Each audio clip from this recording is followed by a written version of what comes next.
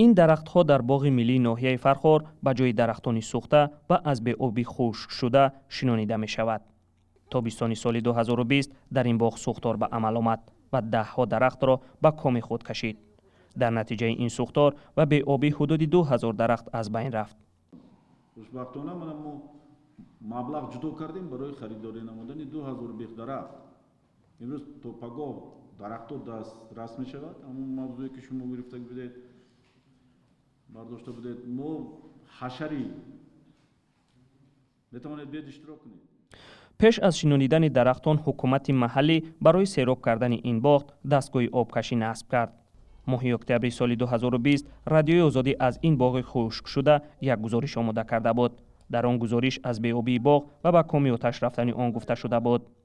رستم رحمتزاده رئیس ناحیه فرخار گفت که در شنانیدن نهال‌ها خود حکومت محلی سهم خواهد گرفت.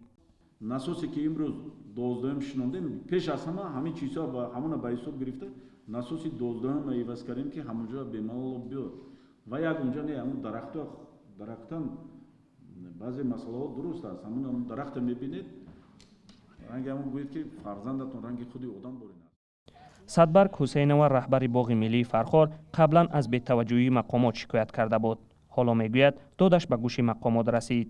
ما مهنت کردیم در همی 20 گکتر اویلوی یگان بگونن 20 نفر اویلوی همینجا مهنت کردیم.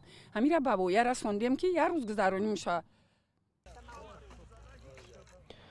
باغ ملی ناحیه فرخار سال 2010 در مساحت 20 گکتر بنیاد شده 10,000 درخت میوه دهنده دارد. بیشتری درختها را از ولایت سوخت آورده اند.